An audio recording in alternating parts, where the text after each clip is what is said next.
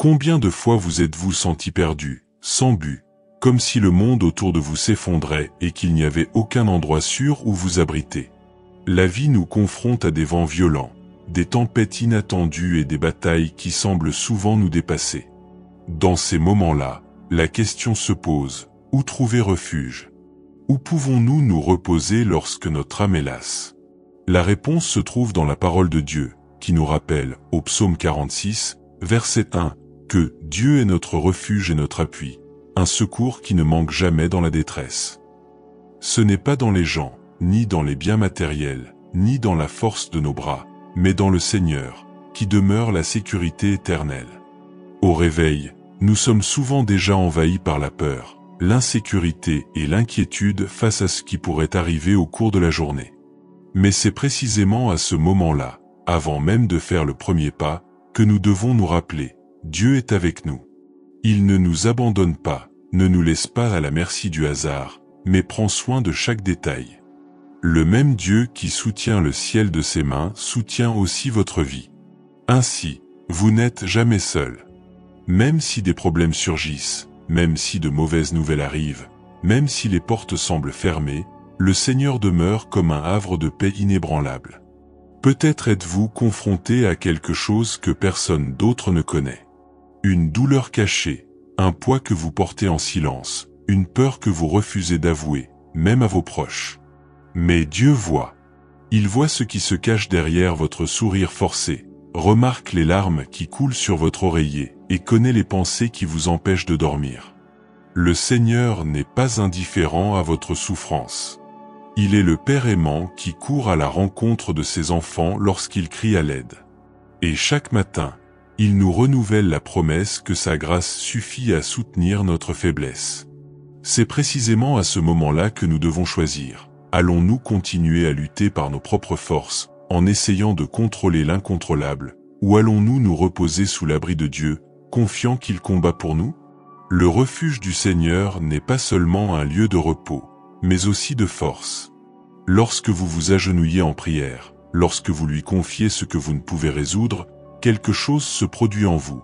Une paix qui dépasse toute compréhension commence à envahir votre cœur. Une paix qui ne dépend pas des circonstances, mais de la présence de Dieu. Alors ce matin, ne vous levez pas pour une journée ordinaire. Levez-vous en vous rappelant qu'un havre de paix vous est préparé, et que ce refuge, c'est le Seigneur lui-même. En lui, nulle instabilité, nulle peur persistante, nulle angoisse prédominante. Il est le roc solide au milieu des eaux tumultueuses, l'abri au cœur de la tempête, la lumière qui perce les ténèbres les plus profondes. Ayez confiance, car le Dieu qui vous protège est plus grand que tout ce qui tente de vous ébranler. Si ce message vous a touché, je vous invite à vous abonner à cette chaîne, à l'aimer, à partager cette prière avec quelqu'un qui a besoin de l'entendre et à écrire dans les commentaires « Dieu est mon refuge ». Vous affirmerez ainsi votre foi et renforcerez votre confiance en Dieu. Mais peut-être vous demandez-vous, si Dieu combat vraiment pour moi quand je prie, pourquoi dois-je encore mener tant de combats? Pourquoi n'ai-je pas l'impression que les choses changent aussi vite que je l'espère? C'est l'une des plus grandes questions qui surgissent lorsque nous nous agenouillons et crions de toute notre âme. En réalité, la prière ne dissipe souvent pas immédiatement les difficultés, mais elle nous donne la force de les surmonter.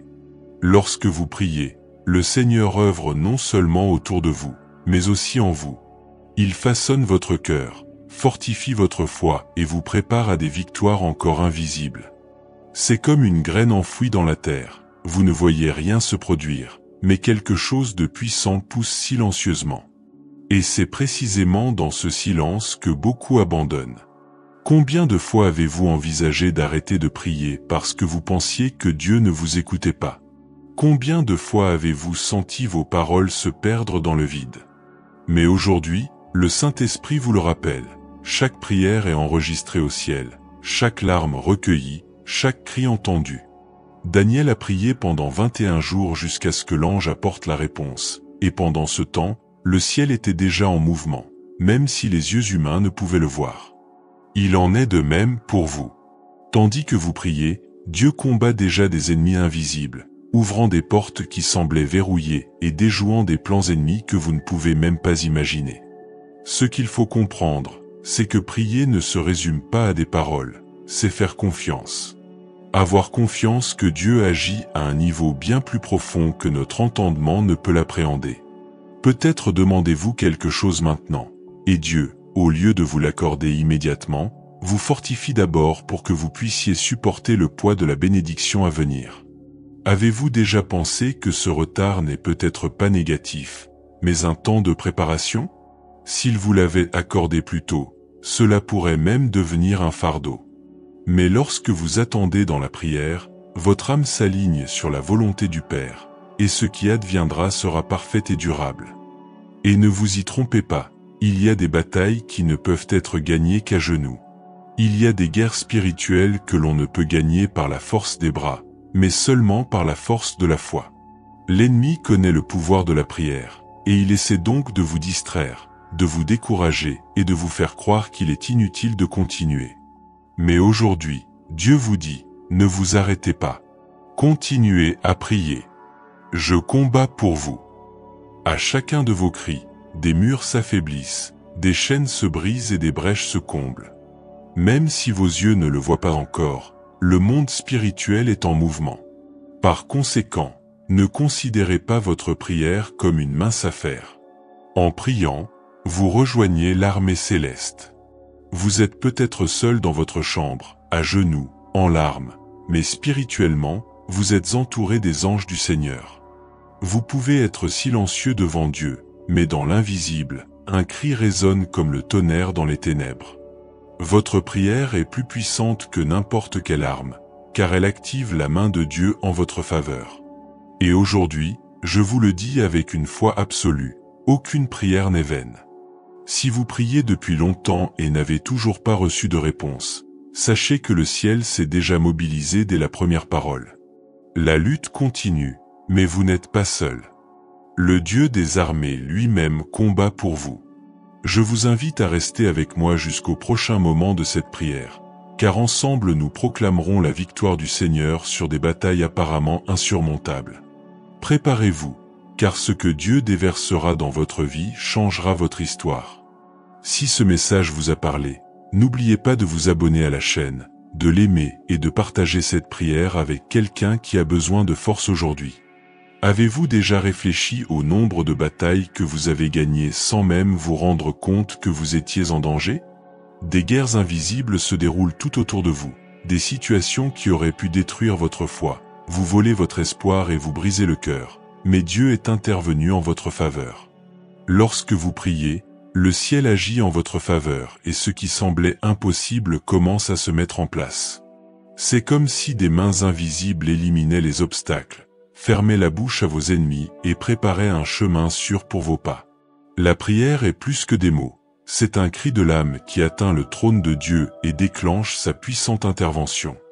Dans la Bible, nous voyons clairement que ce n'est pas la force humaine qui remporte les batailles, mais la présence de Dieu. David a vaincu Goliath non pas grâce à son habileté, mais parce que le Seigneur a combattu pour lui. Le peuple d'Israël a traversé la mer Rouge non pas par puissance, mais parce que Dieu a ouvert les eaux devant lui. Il en va de même aujourd'hui. Peut-être manquez-vous de force, peut-être vous sentez-vous seul, mais en vous agenouillant pour prier, vous déclarez que vous ne comptez pas sur vos propres capacités, mais sur la force du Tout-Puissant. C'est à ce moment que Dieu entre en scène et transforme votre histoire. Combien de fois avez-vous cru que c'était la fin, mais soudain, une aide inattendue est arrivée? Combien de fois des larmes ont-elles coulé, mais ont-elles été essuyées par une paix inexplicable? Ce n'est pas une coïncidence, c'est Dieu qui mène vos combats. Il vous délivre, ouvre des portes, change les cœurs, apaise les tempêtes et fortifie votre âme quand tout autour de vous semble vouloir vous abattre. Vous n'êtes pas seul, vous ne l'avez jamais été. Le même Dieu qui était avec Daniel dans la fosse aux lions, qui était avec Paul en prison et avec Jésus à Gethsémanée, est le même Dieu qui prend soin de vous maintenant. Alors, dès maintenant, abandonnez-lui vos difficultés. Fermez les yeux, respirez profondément et déclarez avec foi, « Seigneur, j'ai confiance en toi. Je sais que lorsque je prie, tu combats pour moi. Je sais que je n'ai pas à porter seul les fardeaux de la vie, car tu es ma force, mon refuge et ma victoire. En récitant cette prière, l'impossible devient possible et une paix qui dépasse toute intelligence envahit votre cœur. Dieu est déjà à l'œuvre dans votre vie, avant même que vous en voyiez les résultats. Alors, vivez votre journée avec confiance. Marchez en sachant qu'une armée céleste vous entoure, protégeant chacun de vos pas. L'ennemi peut s'élever, mais il tombera, car le Dieu qui combat pour vous est plus grand. Aujourd'hui est le jour où il faut vivre avec une foi renouvelée, une espérance ferme et la certitude d'être sous la protection du Très-Haut. Dieu ne faillit pas, et il a déjà décrété la victoire sur votre vie. Si cette prière vous a touché, abonnez-vous à la chaîne, aimez-la, partagez ce message avec quelqu'un qui a besoin de l'entendre et écrivez dans les commentaires « Dieu combat pour moi ». Cela renforcera votre foi et apportera de l'espoir à beaucoup d'autres.